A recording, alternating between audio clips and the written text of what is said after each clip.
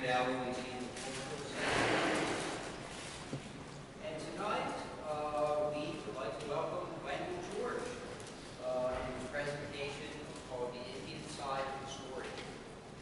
This educational program will mark the first of several to go along with the Everything Skoko exhibit featuring the popular Apple marketing campaign and its cartoon-like image of the Native American boy.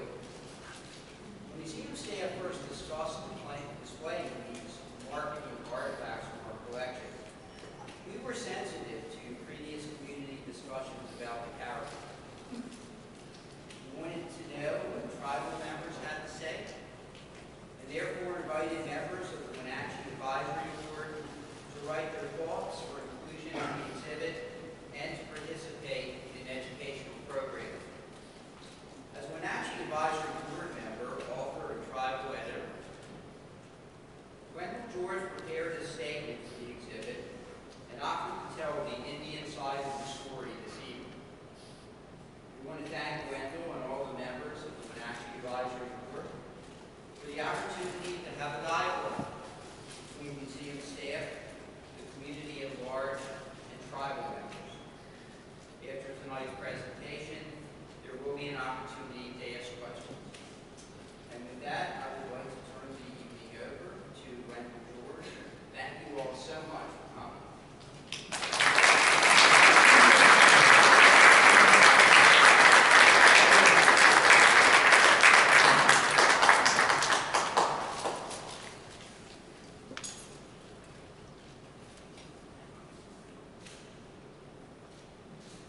Well, there's a lot more people. I thought just my cousins were going to show up.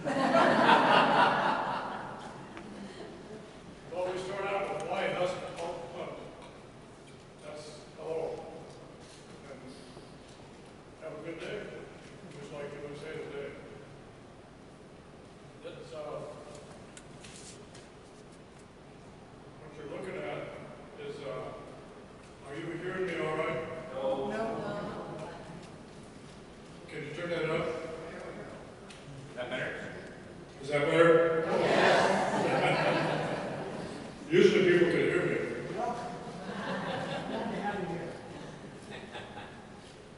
This is the old tribal council chambers, and it burned down a couple of years ago. So this picture is pretty historical value. I was lucky enough to have a picture taken. One of my cousins took a picture of me in there with two of our ancestors. The one on my left, right there, that's Choco Sass. Choco Sass. He lived from 1788 to 1904. He had three wives that we know of. There wasn't much history. And so he populates about at least a third of our reservation with that three wives. And two Cleveland brothers that's here are on that part of my family lineage. That's the way we introduce ourselves usually, is by introducing where we're from and who we are related to. The person, the chief sitting on the horse there is my grandfather. He's the son of Choco Sass, who was my great-grandfather. And his name's Mahone, and he was the first George, because the priest in St. Mary's Mission couldn't pronounce our name, so he picked names out of a hat, and so we got the name George. So they called him Coxet George. Coxet is not a Salish word, it's a Chinook word. It means broken, because he had, when he was in India, he fell off his horse, or his horse fell with him actually, and broke his leg. It took 2 years to recover from that. And of course, they didn't have doctors. This was about late 1800s. They didn't have doctors in those days, so it didn't heal right. And so he limped quite a bit. And as a result, he spent most of his time on a horse. So there you see him there.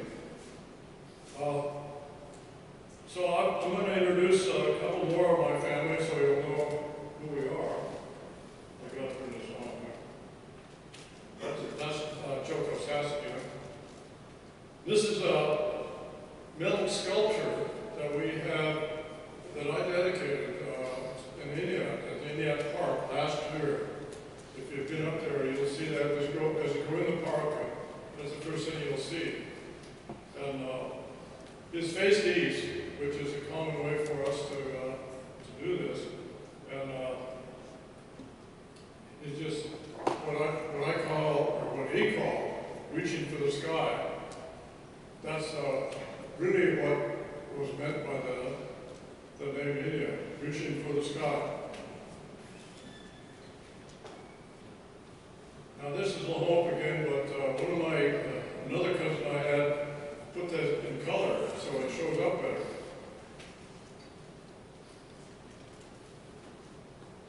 Now this is my dad, Moses George.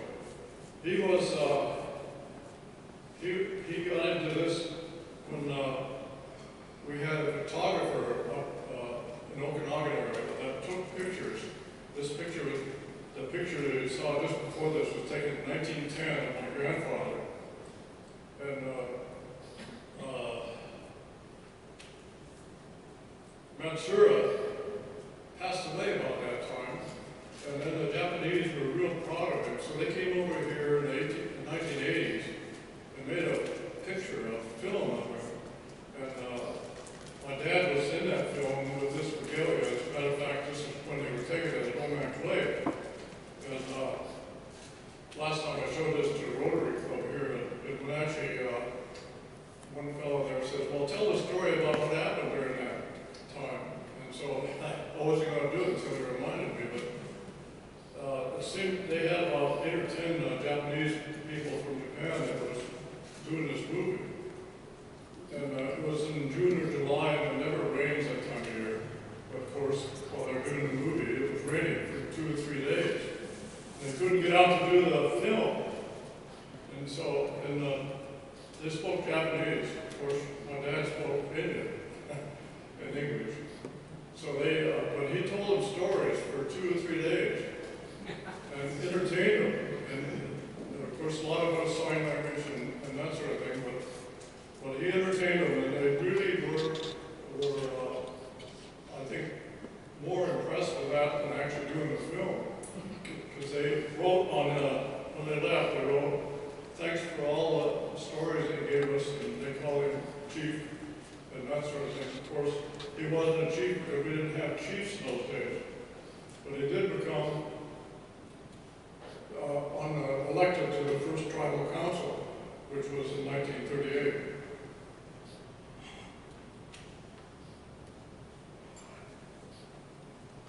So the story that we're talking about here is going to be partly the whole story of the Indian in the United States, but also partly of our particular tribe in this area, actually tribes in this area. Now you know, as well as everybody, that the story about Indians is mostly created in books and movies. And those are long on action and short on substance. So that's what I'm trying to do with the 3 books that I wrote. And what I've been talking about lately is trying to correct that, trying to get it back to the Indian side of the story. Now, the mythologist has come up with, created an Indian that's supposed to be round-faced, just like cigar story, doesn't say anything. But actually, I'd like to consider myself with a poker face. That's more what I think it is.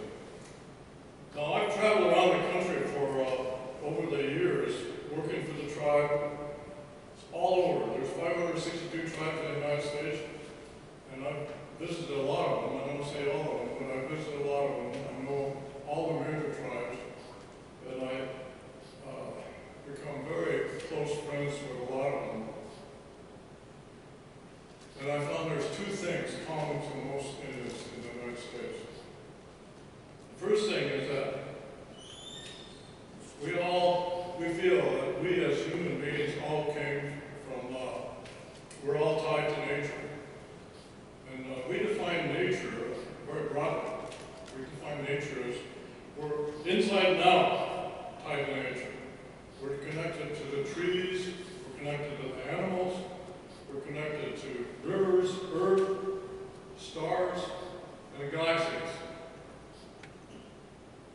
We're connected to everything. And actually, in the last few years, science has come to verify a lot of what we believe in. And I'm going to be going into some of that later.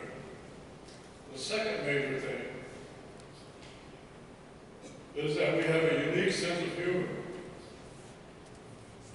We use satire and irony to tell our story. We look at the humorous side of life. We make friends by telling jokes on one another. We say you could be Indian if you laugh when the joke's on you. We use Indian humor to cope with all the things that happened to our ancestors and to us. And this approach provides an insight to our sense of values, and it uncovers possible solutions. The more desperate the problem, the more human. Now I want to point out that one of my articles, fairly recently, it was January 27, 2016, in the Wenatchee World, I talked about Indian humor. And I know several of you have told me that you read my article in the Wenatchee World. This was more in depth than what I'm going to do tonight, although I'll give you some of the flavor. So put yourselves in our shoes. Excuse me, our moccasins. Okay? To really be Indian, our moccasins. And you'll be able to understand and appreciate our humor. When my dad worked here in Wenatchee, we lived here for a while.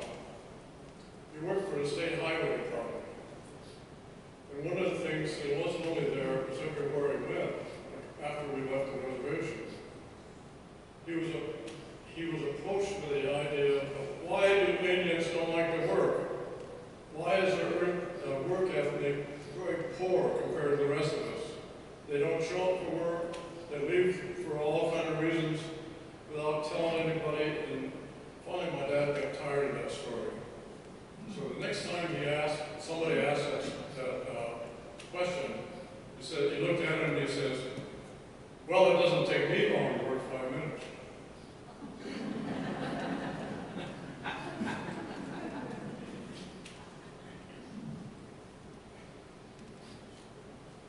Even though we're the first ones in a continent, our tribes were not considered nations by the Europeans, by the European law.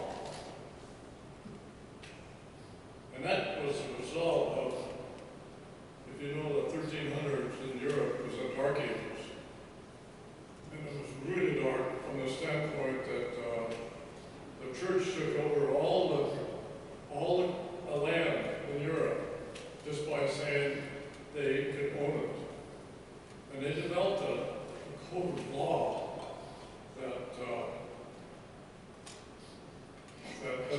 that still exists today.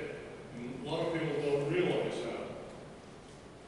So that was the legal part of it, pseudo-legal, I call it.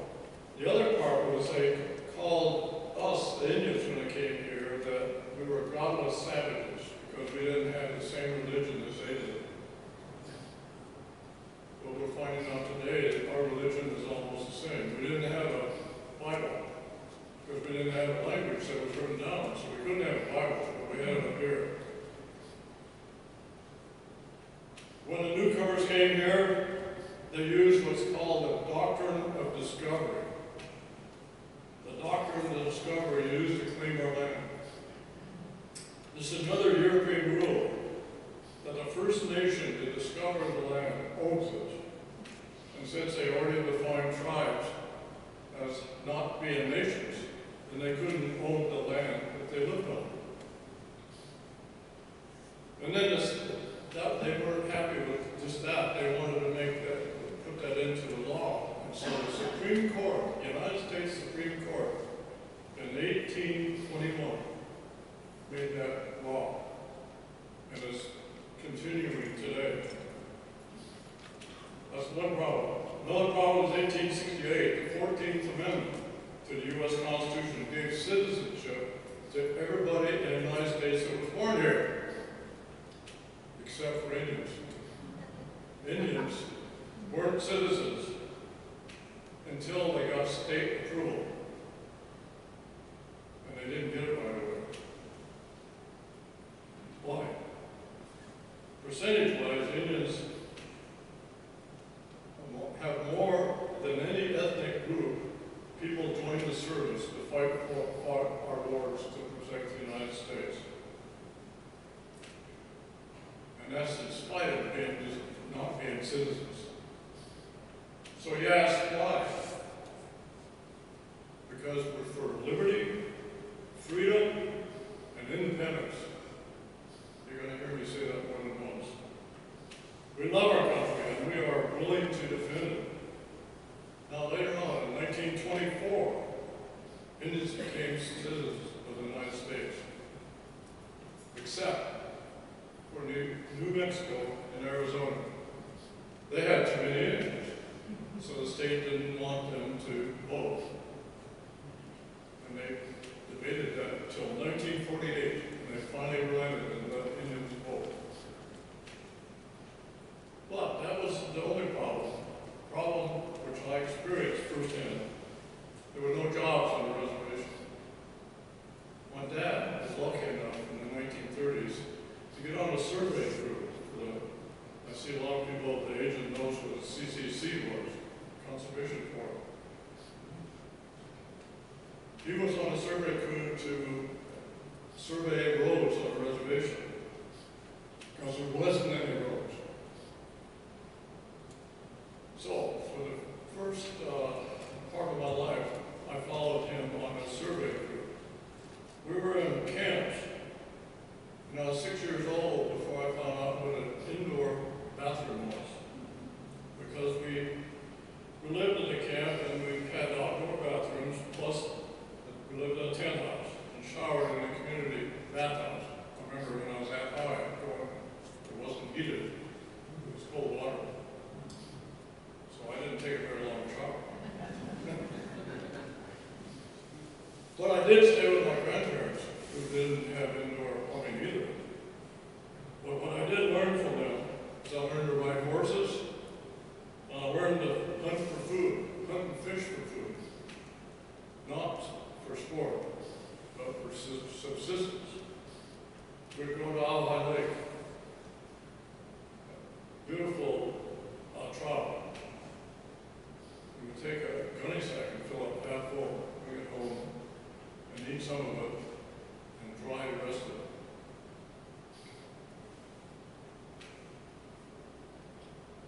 But facing all this, it was hard to maintain our culture. We knew we loved trees and animals and all of nature, but it was hard to practice our culture because we were barely surviving. Now I have 3 books. Coyote Fishes the People, Last Chief Standing, and Raven Speaks. And they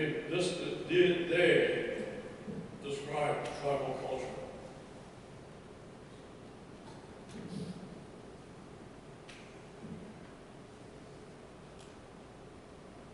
I want to tell you about that in spite of all the efforts to make us disappear, we're still here.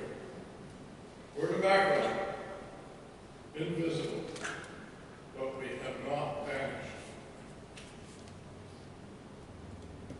Try to find the Indians, there are several of them, in this Bev Doolittle picture, drawing.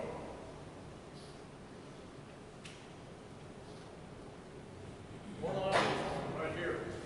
There's another one up here. There's another one here. There's a feather going to the Indian. There's a horse up here.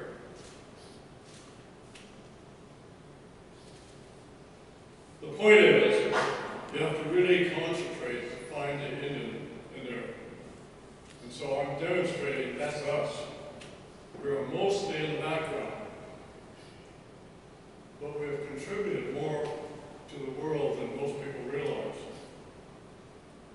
We were the first to discover vitamin C from bark on evergreen trees, quinine from Peruvian bark, iodine from seaweed, aspirin from willow trees, and many foods came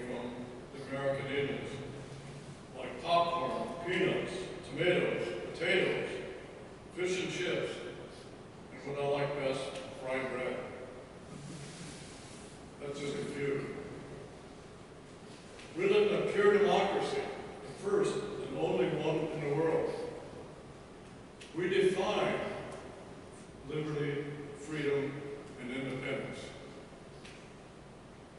And good old Ben Franklin, he liked the Iroquois version of their Constitution so much that he tried to get it in the United States Constitution. He tried for 20 years trying to get it in. But the people he was dealing with didn't want it. Didn't want everything. They actually didn't want much of anything. He was only partly successful. And later on, the Bill of Rights had to be created to put in what they wouldn't put in the first time. What is the Bill of Rights? Well, one of them was giving the women the right to vote. That happened in 1920. So now the women have the right to vote, but they got the right to vote 4 years before the Indians did. So they're in a similar boat to what we are. But the women did a lot better using the right to vote than the Indians. I have a story to tell about that.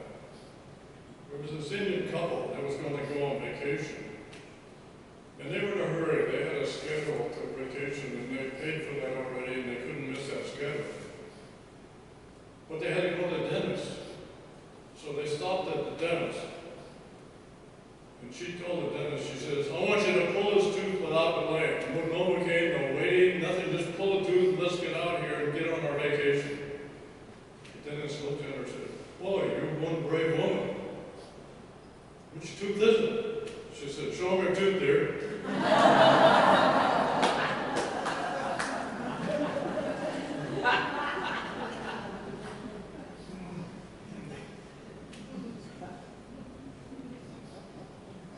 Statue of Freedom.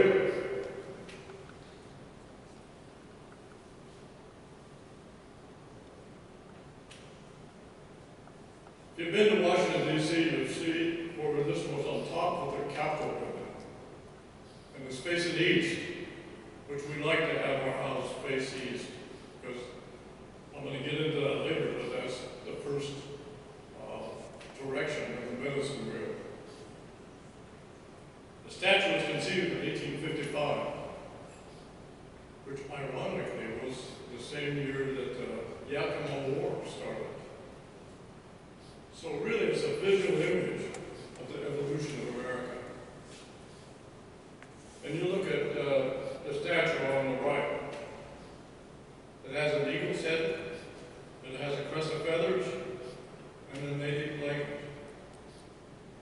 Now that statue was changed to that because the person that was leading the Civil War for the South didn't like the original one because it showed a slave.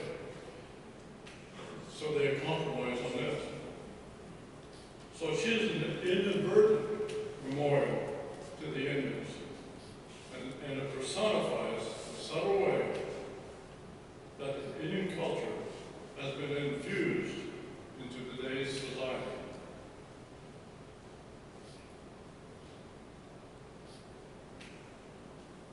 What do I do?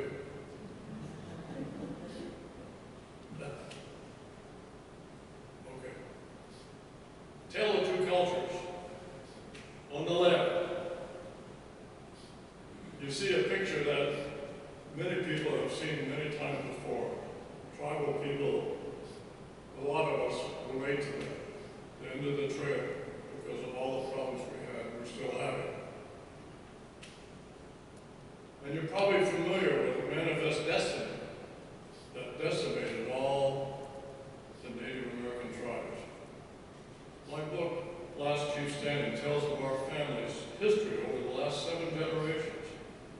It starts when my ancestors were faced with basic survival, and we nearly became extinct. The reason?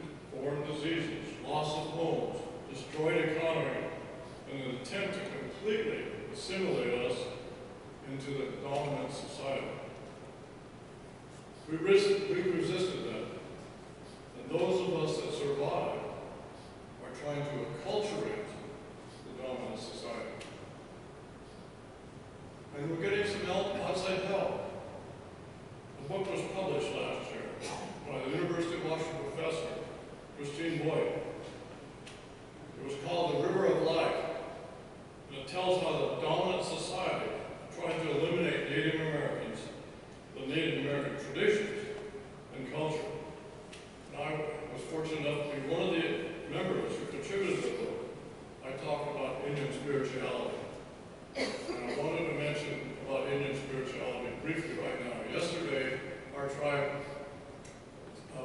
dedicated our new office. I showed our old office. Our new office, $40 million office, houses 1,000 people.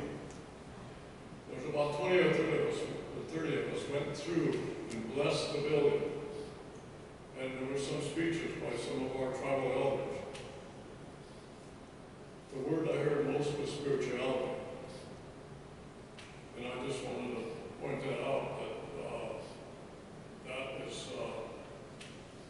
that is the Indian way of life, Indian spirituality.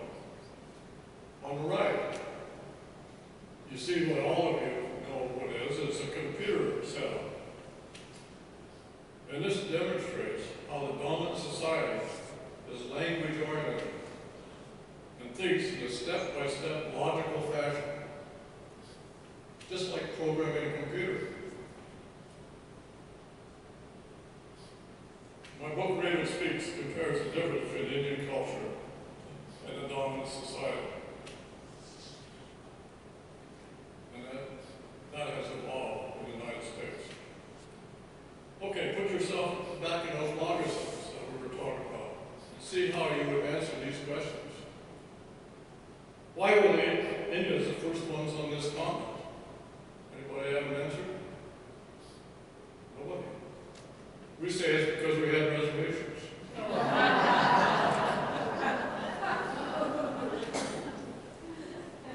Okay, you might get this one. What did the Indians call America before the white man came? Nobody? Almost. Almost. We call it ours. Okay, I'll get you on this one. What is the peace treaty? It's when the white man wants a piece of your land. Well, everybody's into technology today. You have computers and iPhones. In fact, every meeting, and I didn't do that today, but every meeting I go to, they right off the bat, they say, would you please turn off your iPhone? Because they don't want people trying multiple tasks, you know. Well, we have a saying that we know when we're a techno-Indian. You know what a techno-Indian is? An Indian that uses an iPhone, right? We're a techno-Indian when we realize a hard drive isn't just a road on a reservation. Or our mouse is coated with fry bread grease. Or our email address is dancerswithmodem@heartmail.com. Or we have a Vita zip drive. You don't know what a zip drive is, okay.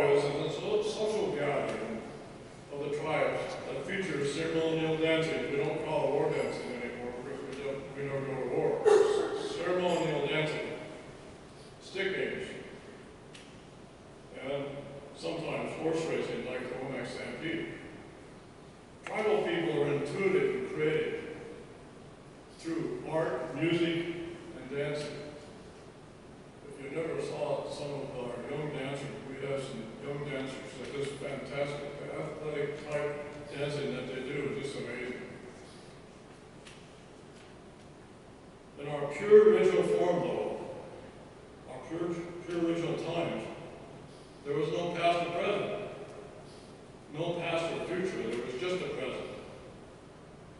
We had to need a president to survive. Those that survived were quick to solve their problems. Our creativity comes from what is called the out-of-the-box thinking. So let me ask you this. What's the Indian word for vegetarians? Nobody knew. We call them poor hunters. Sorry if there's any vegetarians.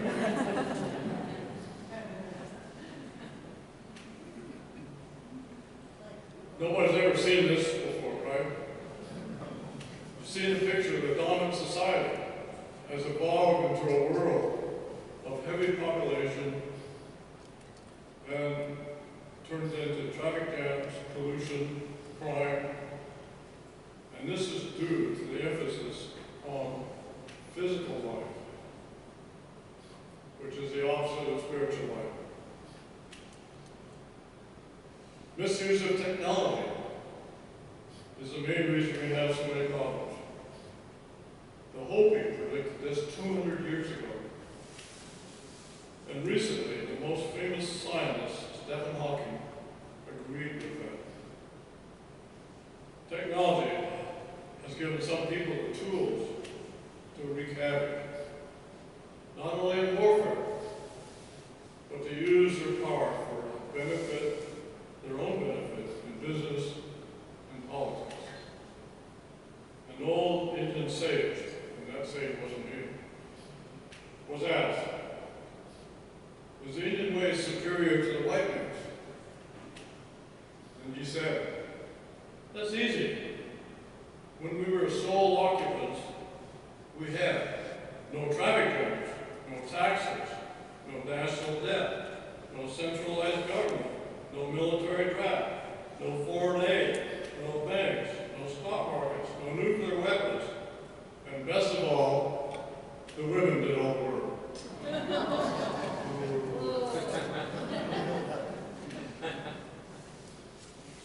You men didn't dare laugh, did you?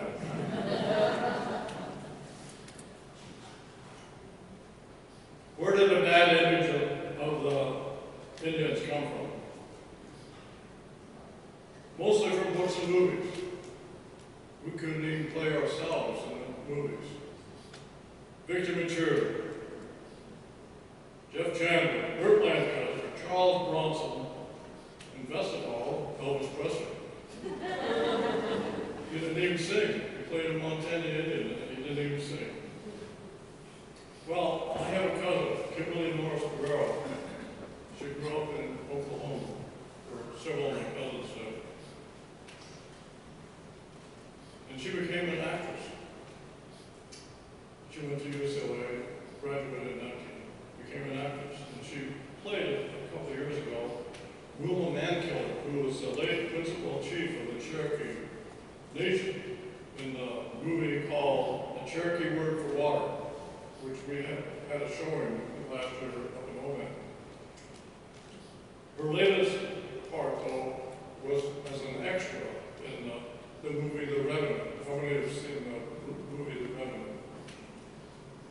Well, you saw the natives, they're always full of mud and dirty, they never did take a bath, and it was a bad image of the Indians. That's what all they showed them. She came away from that saying, that's not us. She emailed me, and I quote, I don't think Indians are going to get better, but things are going to get better until we are telling our own stories.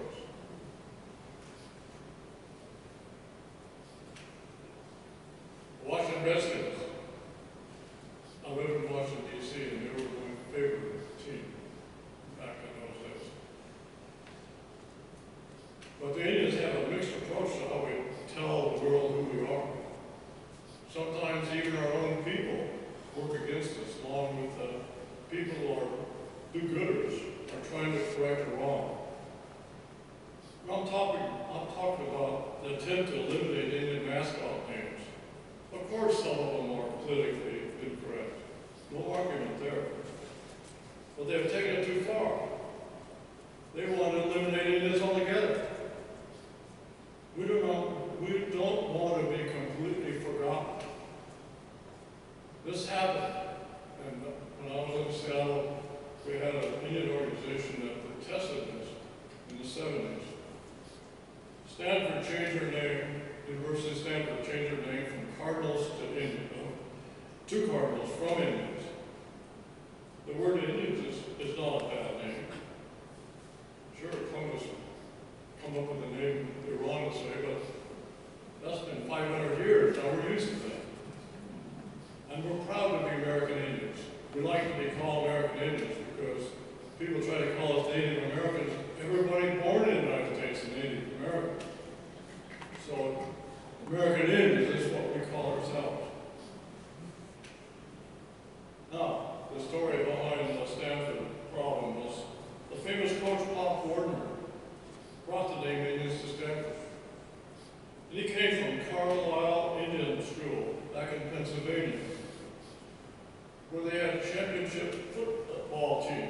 They beat all the big schools back east. This was in the 1910s, so that's when Jim Thorpe played for them. He played football for them, and later on became a world champion in many sports. Now the effort is to change the name of Washington Redskins. Most of us, what the name Redskins doesn't bother us. It's a mascot name for the Wilpin School District and Spokane Indian Reservation. And there was an article in the Seattle paper a few months ago that said that they didn't want to change their name. Red Mesa in Arizona School has that as a mascot name. And the Kingston School in Oklahoma has that as a mascot name. Actually, Oklahoma is a Choctaw Indian word for red people. And I don't think the Oklahoma residents, and I know a lot of them, would want to change their name. But we Indians are not to be outdone. We've developed our own politically correct names for the National Football League. But of course we had to translate this from our Indian language to English. The New York Giants are very tall people. Dallas Cowboys are Western-style laborers. Minnesota Vikings are plundering Norsemen. Green Bay Packers are meat industry workers. San Francisco 49ers are precious metal enthusiasts. And New Orleans Saints are pretty good people. The Denver Broncos are untamed beasts of burden. Then we get to Atlanta Falcons, Philadelphia Eagles, Seattle Seahawks. They're just birds of prey. But the Baltimore Air Ravens, they're birds who dances with wolves. You never saw the movie? Ravens do dance with wolves. The eagle is landed. The eagle is a national symbol for 30 nations in the world. But it has a special meaning for American Indians.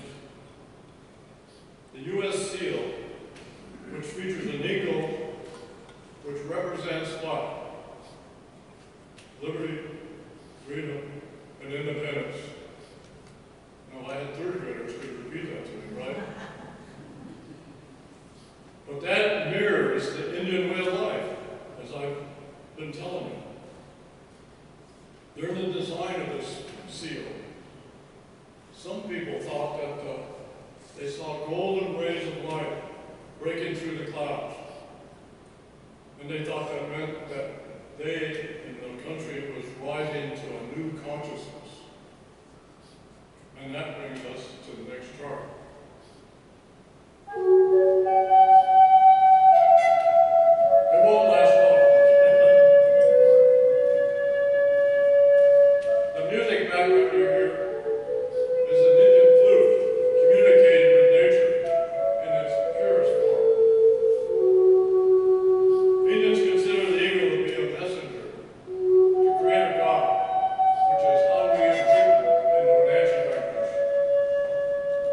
The Indian way simply means being one with nature.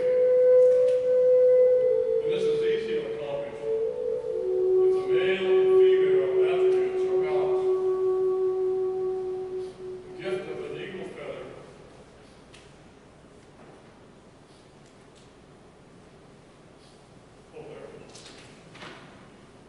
gift of a beaded eagle feather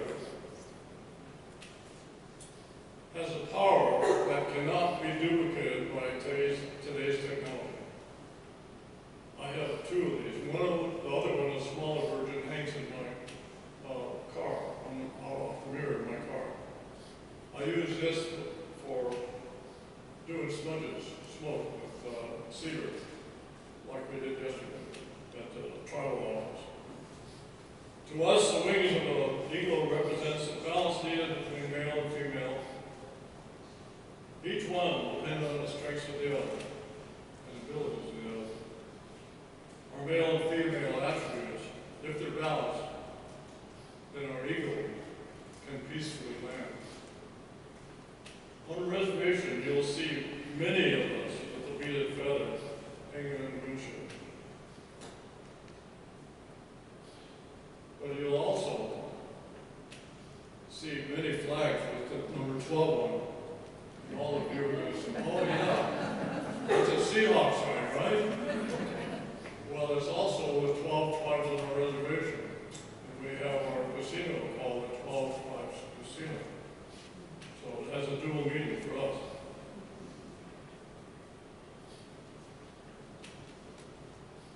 Now we're into the heavy stuff. Science is finally beginning to agree with our Aboriginal beliefs. The picture on the left shows that we are tied to Earth and galaxies. I have science Dr. Chopra, Deepak Chopra. He wrote this, he said, through our breath and eating on Earth, we replace 98% of the atoms in our body every year. For example, every month, your skin is renewed. And your new liver you get every 6 weeks. And how do you do that? We're living and breathing everything that's on the earth. Proof positive that we're all tied to nature.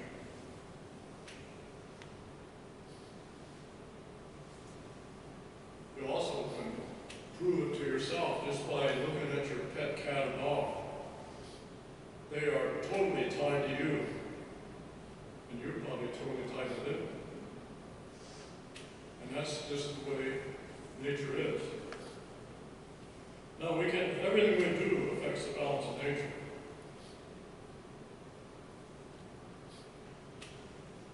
And I want to show you why.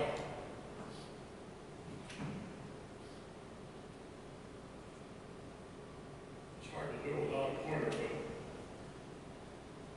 let's look at the bottom of the picture on the right. That's a human being that has 100 billion brain cells. And guess what? There's 100 billion stars in the Milky Way. So holographically, we're tuned to the Milky Way. And that's also, there's 100 billion galaxies in the universe. So we're tied to the universe holographically. That's through the quantum level. And in the middle, you see those sine waves. That's the DNA being transmitted in spirals. Just like the top to the left is the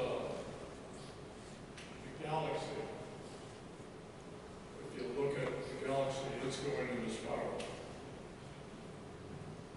So we're all tied. Now, science has also proven this with the butterfly effect, where the monarch butterfly flapped its wings in California and created a tiny air fluctuation that amplified and created a storm over Mongolia. There are things we can do to maintain our balance.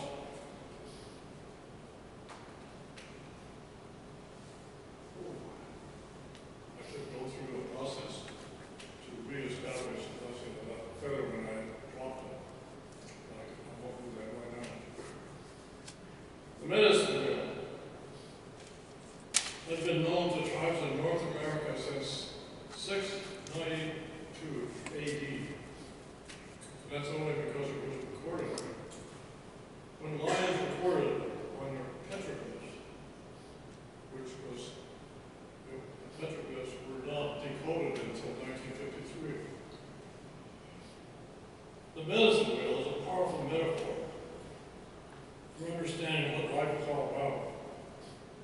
The center of that medicine wheel, and the four directions of the compass all the way around,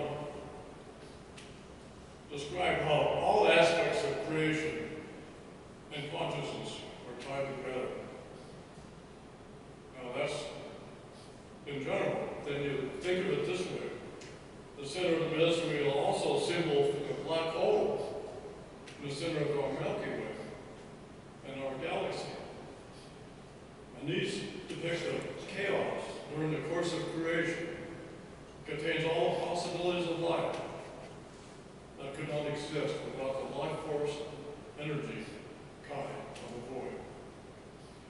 So Indians, American Indians, meditate by using the medicine wheel. On the top is east, and that's when we communicate with Yahweh and Shun, our Creator God. We do it physically and mentally. On the right, and the top is the red card. On the right is the yellow card. That's the south. Discover the power of love with our family and friends. And the bottom is the black color is west. That's where we reflect and determine what to change in our life. And then the white is north, the physical. That's when we take action to improve not only ourselves, but the whole world.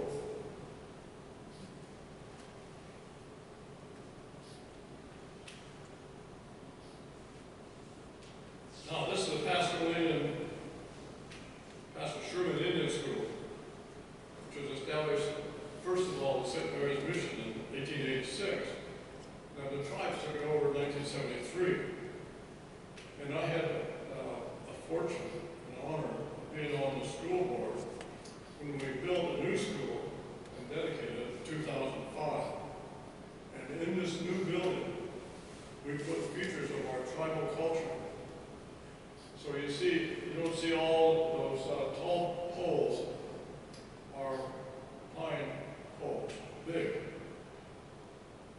There's 12 of them, showing our 12 tribes. But you see the big windows there, it's 2 stories high. That's facing east.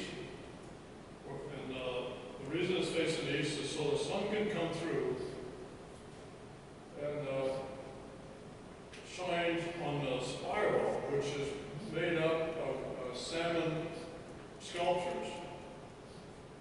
And you see it on the right, it's a little bit clearer. The salmon sculptures reflect a shadow on the background, which turns into a coyote at 12:40 in the morning when the sun is shining. And the salmon calendar moves in a figure 8 throughout the year and the 4 seasons, which indicate the 4 directions of our medicine.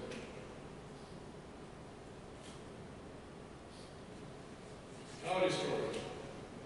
Coyote stories are passed from generation to generation to record our tribal history and culture, because we didn't have a written language. We used talking animals. And guess what? Walt Disney created an industry out of that and made a fortune.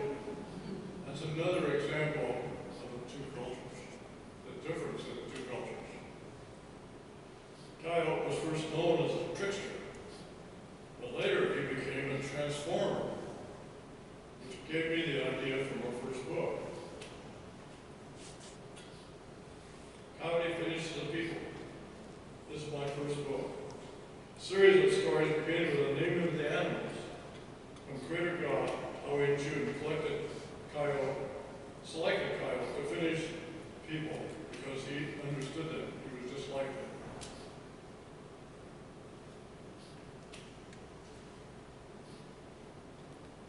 Last Chief Standing is my second book, The Tale of 2 Cultures. How my Indian family moved from nomadic existence to the modern world and resisted extinction through 7 generations. My grandfather of the home is shown.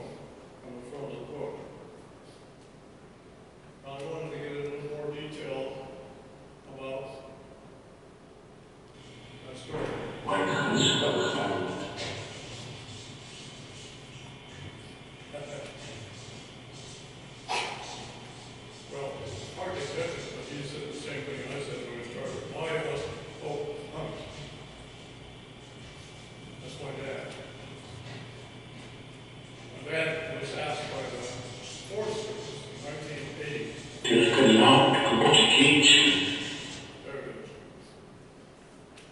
In the fall of 1980, they asked him to go find the huckleberry sites on the Lake Wenatchee area. So he and TV Charlie, who's another tribal member, rode horses up there. And this is a picture of him while he was riding up there. And they showed him, the Forest Service people, where the huckleberries had been grown. But of course, we don't have huckleberries like it was in those days now. And the reason is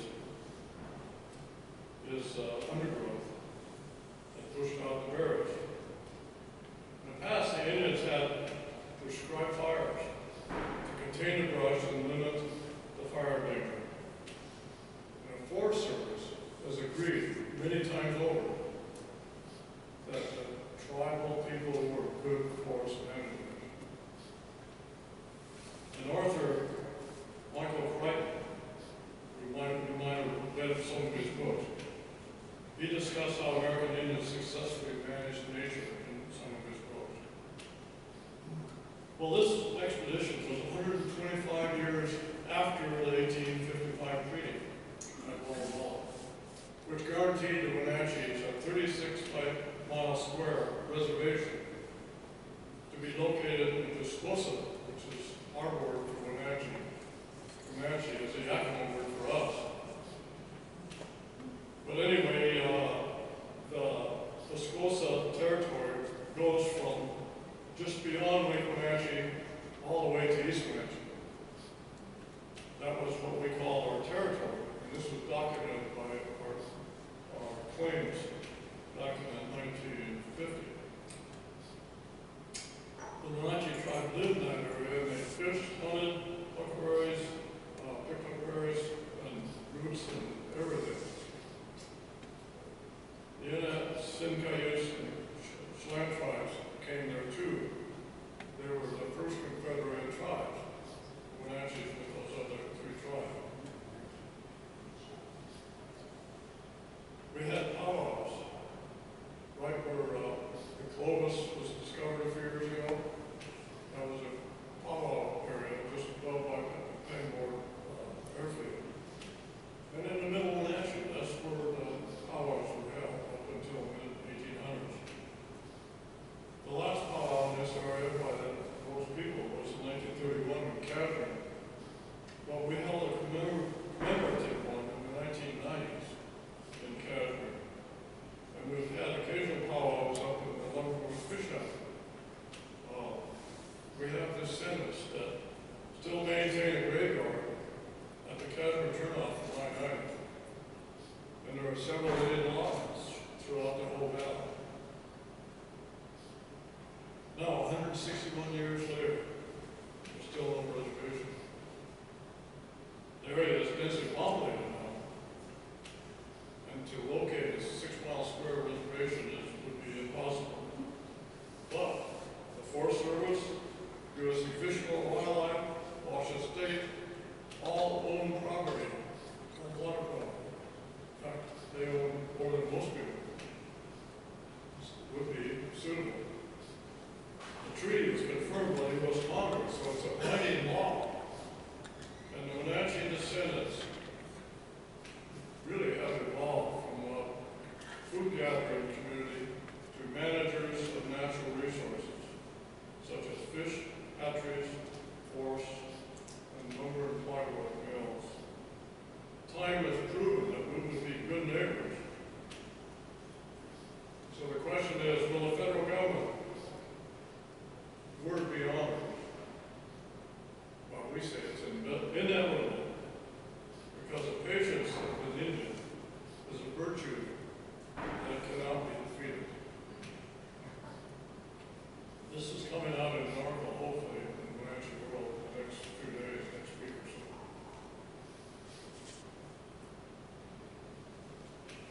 My last book, third book, I first published it with 33 of my articles in the Wenatchee World. And I've had 10 more since. One of the articles, which I'd like to point out, was about green, the color green, or carmine.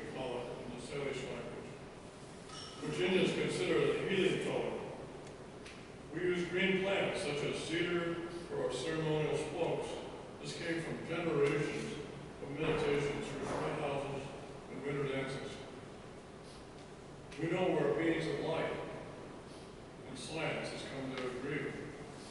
Science discovered, and I know you all know this, sunlight stimulates our pineal glands and causes good or bad effects on our health and behavior.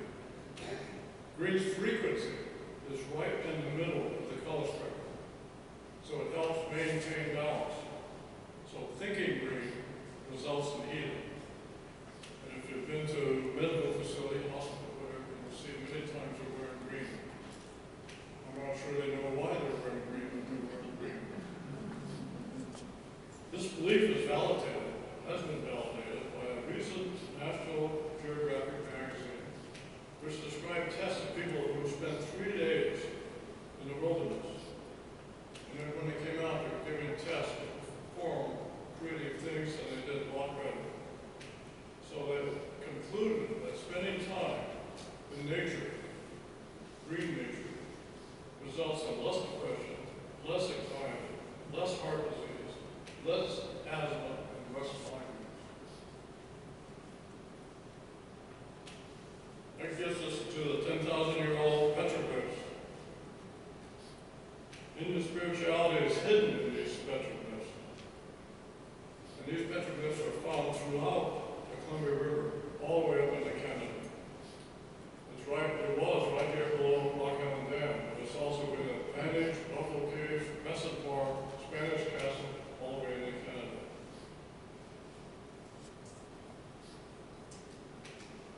The picture here is a duplicate of one of them, and I just went down to verify that upstairs. At the Rock Island Dam. One of them found at the Rock Island Dam, which is right here in the museum. This is a duplicate of that.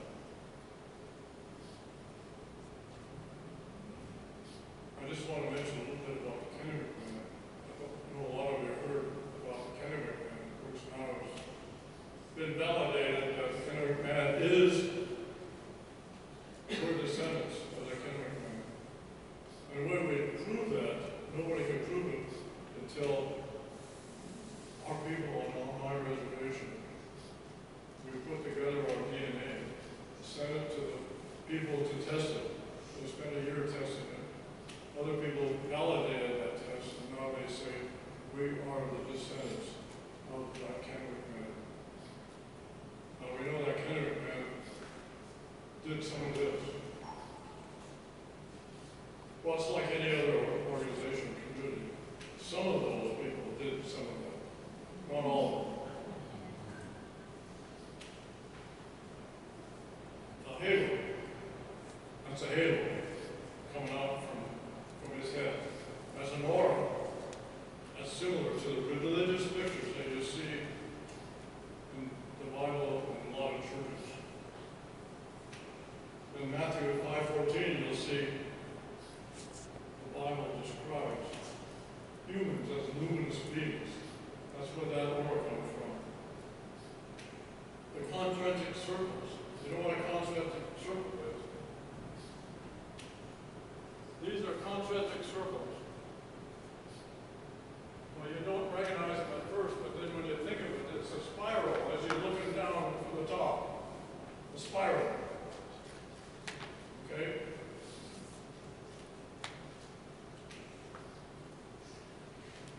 Spirals are tied to all of nature. And we can prove that just by looking at sunflowers, the anomalous seashells, hurricanes, and galaxies. They're all showing us spirals. I even see advertisements on TV nowadays showing spirals. I don't know why people come up with that. The mental process is thinking spirals. But Indians would go to these sites to meditate and look at and achieve an alternate state of consciousness, and became aware of the transition from the physical life to the spiritual life. Well, if I haven't put you all to sleep, then I want to thank you, Emma, for being so patient. I have the museum has my books for sale here, but you can get all of this information in my, I don't know if you can see it, but it's on the back of the book. It's a book, it's a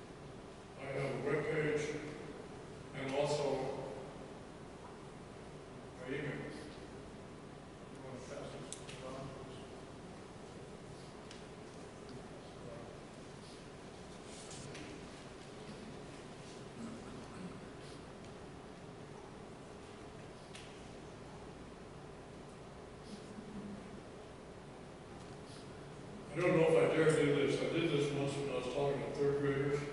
I said, are there any questions? And the first three questions I couldn't answer. Third graders have no compunction. They just zeroed right in on me. But hopefully you'll do better than that and you'll have sympathy for me. I'll open it up for questions if there are any questions.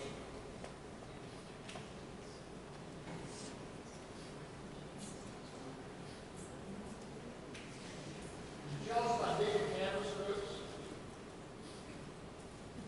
Here, Nate, I couldn't catch it. What do you say? Camus? Tell us about digging of camas roots. What? Tell us about the digging of camas roots. Maybe you wondered about the Indians and their gathering them for food. Digging. Yeah, this is about the time of the year, probably a little earlier. It's when they gather the food. But I guess I don't understand what you want to know about it. They want to know how we gather. Oh, they have a special hole, I guess you call it, prong hole, to pull it out. You have to be careful not to break the glue. You pull it out that way. If you want, the ladies that's been doing it for many years are really good at that. You'll have to watch them how they do that. It's a, I guess you wouldn't call it a science, but they really developed the system.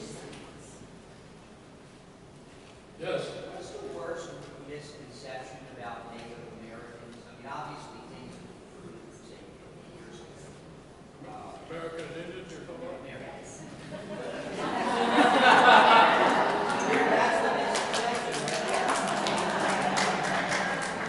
Not that I didn't understand it, but what was the question again? What is the worst misconception about American Indians? I mean, obviously things have improved, say, 50 years ago. We got very clear images of Washington, Harold. What's the worst? What is How they're portrayed, how they historically have been portrayed. What's the worst misconception about that? the worst, I guess I can't grasp how to answer this. Anybody else have Well, another? they were portrayed as savages in the movie. They were portrayed as warlike. Oh, that's true, and they were warlike. When you killed one of us, we would kill one of you. I mean, that's the way it was. The whole world was like that. It wasn't just India. I mean, if people came here would kill us. You know, let me get back to that. The first Norwegians came over, right? Leif Erikson. He came over. He didn't stay very long. You know why? The first Indian he saw, he killed. And he had to leave pretty quick after that. So that's the way it happens. You kill us, we'll kill you. Were the Indians here on the plateau as warlike as, say, the Blackfeet? Well, the Blackfeet are considered more or less the plateau. Or, Yeah. I've heard that they were the most warlike of Blackfeet? Yeah. Well, they were with us.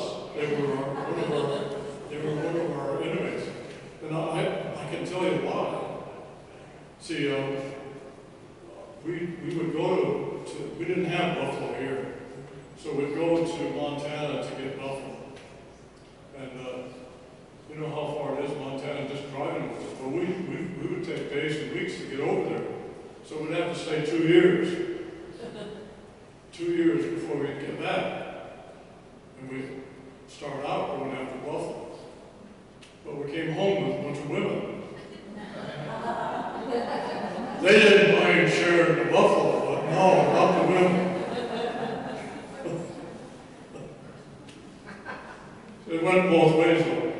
Blackfeet came over here, stole our women, so we went back and forth. Yes? Is there a significance with your vest? Is there some meaning in that? Just, you know, I can't tell you that because this was given to me. And the person that did this probably did have a significance, but they didn't tell me.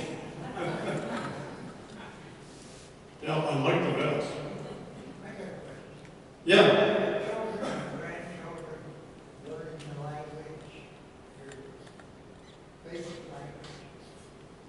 In other words, your native language. I have 3 grandchildren right now in their second year of learning the native language, our native language. We have an excellent, this is in high school, sophomores and juniors in high school. They're learning the language. And it's great, it's great. See, my dad was multiple language. He could speak many dialects and tribes because his mother was Yakima and his father was Indian.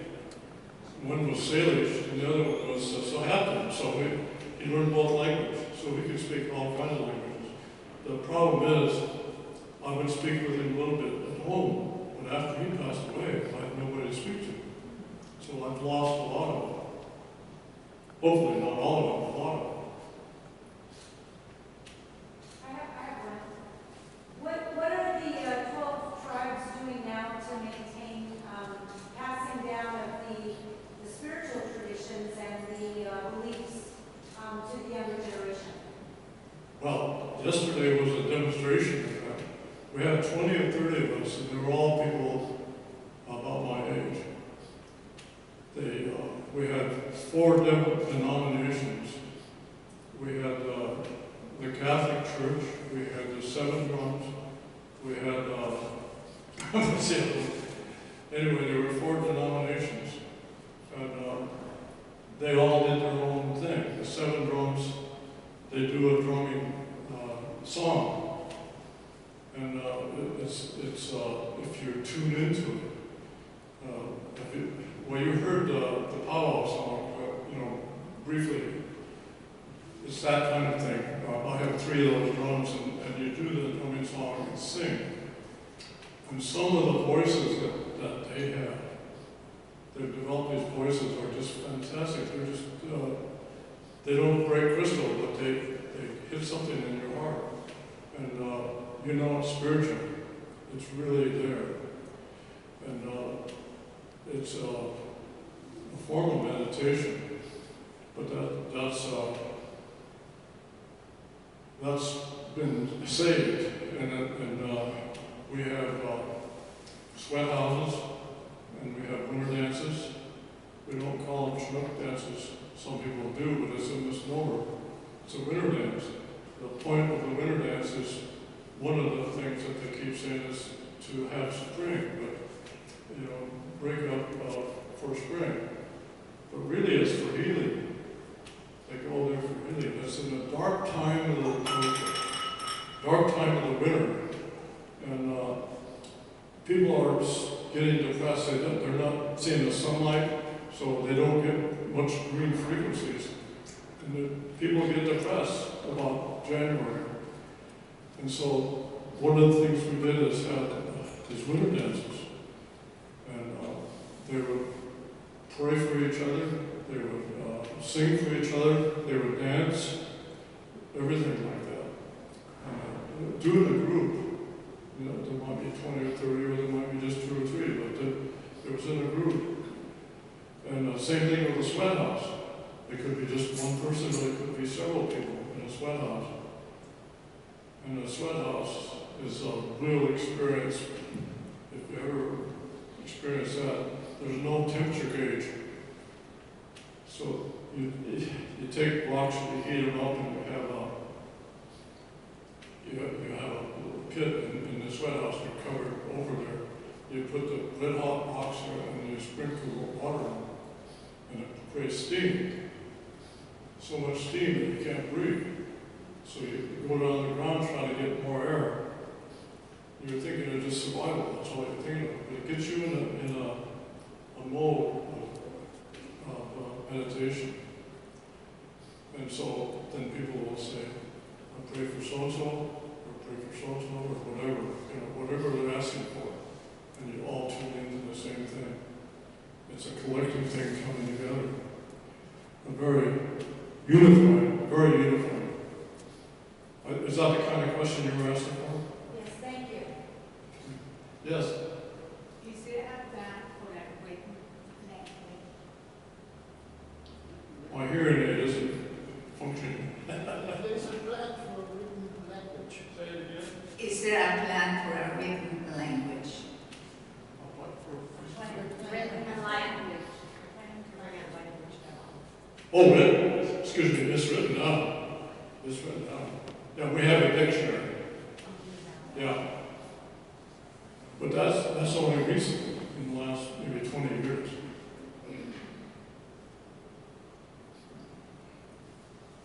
Yes. Can you think of an example of, because I know when I learned Spanish, there's ways you can think in Spanish that you can't think in English. Is there an easy example in your own language of something like that?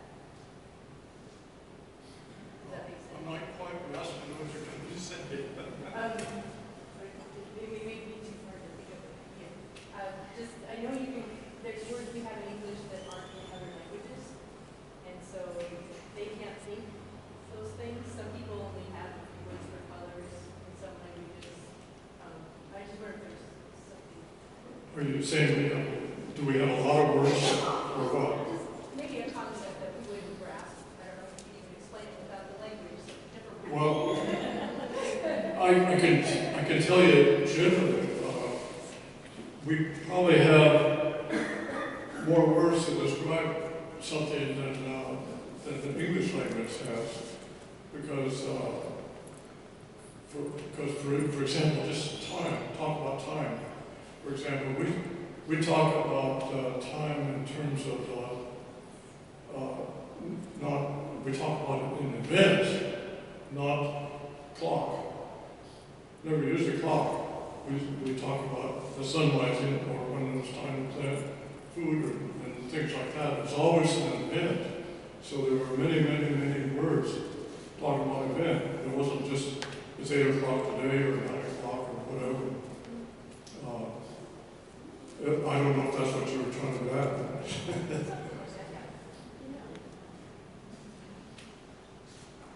Surely I haven't answered all your questions. Yes, there's one back here. I don't know if everybody here.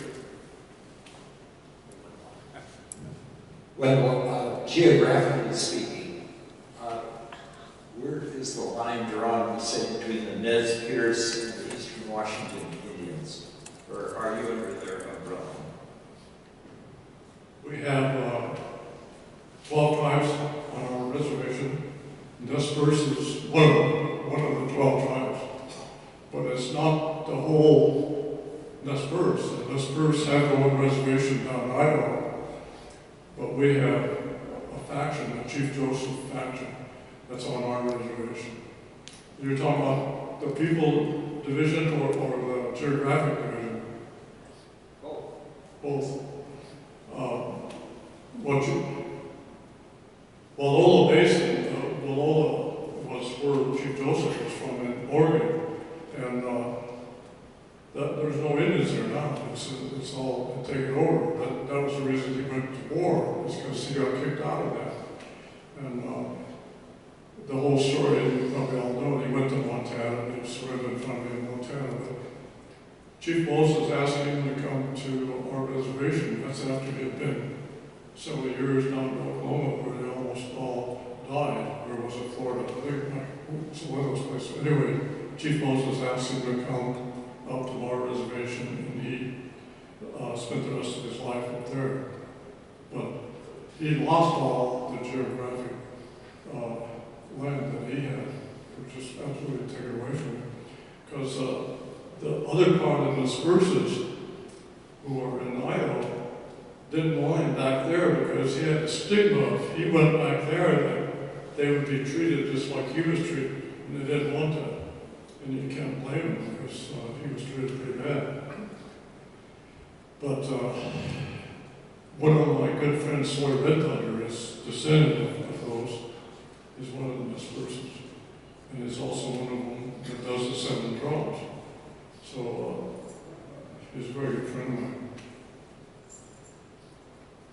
Yes? Would you tell me the names of the 12 tribes that you have in your reservation? Okay, I just told you the next verse. There's, I'll go up the river. Okay, the Wenatchee, Indians, Meadow, Okanagan, Nisqually, Sanquel, the lakes. I don't know, I'm not counting them, so I don't know how many. You're on at 7. I've only got the 7, okay. I haven't said the Hespers yet, though I ever did them. And there's Palouse. They're kind of like the Nez They were actually from the southwest and they got pushed up to our reservation. Did I skip Chelan? Okay, Chelan. Yeah, I went right around Chelan. Someone's at St. Hugh's? Oh, Colville is also, yeah. Colville is the stigma. See, Colville, there wasn't any Colville names. The Indian name was not Colville. The Colville came from Fort Colville, and Fort Colville was called Colville from the guy that had he was a bigwig back in England that owned the fur trade, and he never came here, never came to the United States, but they called Fort Colville. Nobody asked the Indians what they wanted to call our tribe or our reservation. So all back east they said, well, there's a Fort Colville, why don't we call this the reservation Colville? And they did that. And when I was on the council back in the 80s, 1980s, not the 1880s, we tried to come up with an Indian name for a reservation, and we got 12 tribes. We had more than 12 names to select, so we never did come up to an agreement. It was almost impossible. Is anything known here about the German writer Karl May? The what, Karl May? That's his name. Karl May. Yeah, I think you're going. He has a big museum in the city of Dresden that's dedicated to Indians, and he wrote many books about Indians and popularized the lore of Indians and the big love in Europe for Indians. So perhaps there could be some link established from here to there. He not only wrote books, but movies were made about Indians that were quite popular as a second to Disney movies. Oh, I just learned something. My grandfather, used to bring his cattle from Carter Valley across the river, and this is before any dams, so the river was really a river, it was moving fast. He would cross and go to Wilbur, which is not too far from Crescent, but he was spending many weeks getting his cattle there. He had several hundred, actually up to 2,000 head, so it took him a long time to get across the river. Another question I can't answer? You're as bad as third graders, I tell you. You sure that's what he got around his head and a migraine headache?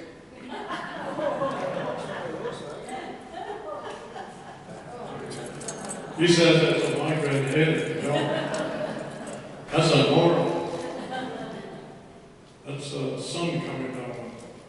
There was a question for you. Was it toxic George who had all the cattle? Cox's George, yeah. The P apostrophe S-Q-U-O-S-A. Piscosa. I wanted to know how to say it properly. Thank you. Piscosa, yeah. You said that one of your ancestors are 3 whites. One of your ancestors had 3 whites. Choco Sass, that's the 3 wives that we know about. See, he lived for 100 years. Who controlled what and married Okay. who can control that? The grandmothers?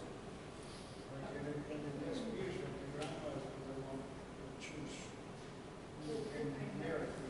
So that gun Roberts. Well, at one time the priest said that told Choco Sass they couldn't have 2 wives simultaneously. See, he had a lot of wives, but most of them died. See, we went through all kinds of diseases and things like that, so he was pretty tough, I guess. He did all the time, but his wife didn't.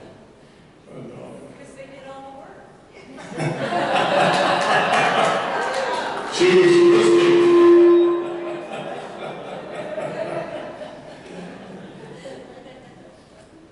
Yeah, the priest told Joko one time he couldn't have two wives. And so he had two wives at the time. They were sisters. And but one of them said, okay, my children are all grown, so I'm going to leave. So she left him with the younger sister. I think my cousin's left, so no, there he is. Am I right, Arnold? Yes. See, he's on the other line of one of those other wives, several generations ago. Yes? This is kind of off topic, but what do the elders think of Sherman Alexie, who has made quite a name for himself in the wider world? In his wonderful books. Everybody I talk to really like his books. He's got a kind of a slanted viewpoint, but they're good. They're good.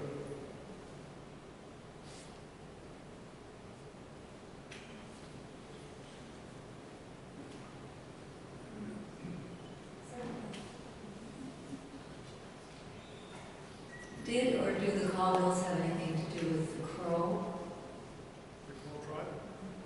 The Crow tribe? Well, I don't know what you mean, anything, mean, did we intermarry, or what did you mean? Do you know, did they mix, did they intermarry? Well, see, the Crow tribe are further away than the Blackfeet, so I don't know of any real problems that we have with them.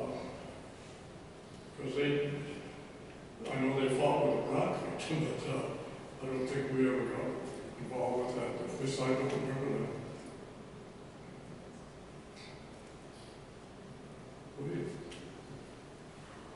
Did you have a question back there?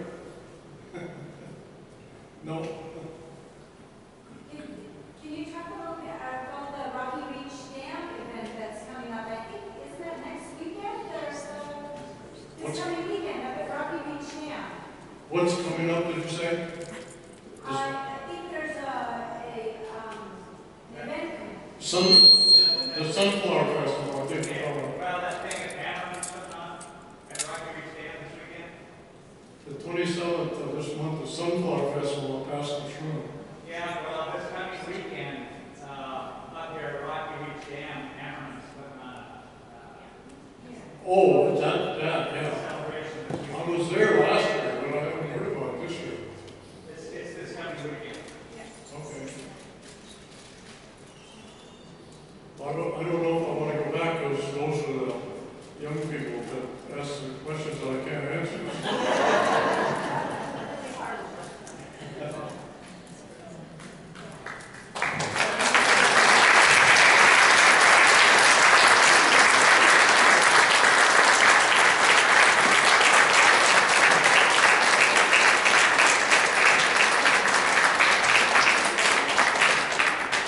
Well, thank you very much, Wendell, for a wonderful evening.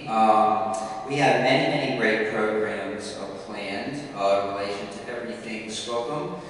Starting next Thursday, we have a wonderful American Indian flute player and storyteller named Gary Strausos. That'll be very exciting. That's next Thursday, the 26th.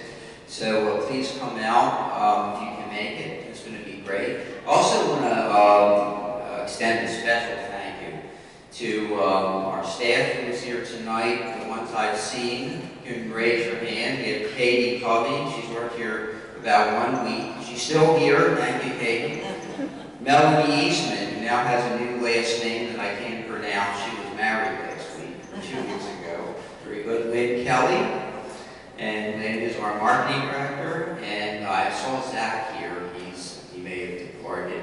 And last but not least, our wonderful Director of Education and Programs, you know, Selena Danko. And I believe our board president is here, Karen Russell. Anybody else on my list? Nicole LaFleur. I think I missed her because she has a couple of questions. That's why. Are you here, Nicole? See, she left too, so yeah, got away with that one. Listen, thank you all for coming. I really appreciate it. Have a great evening.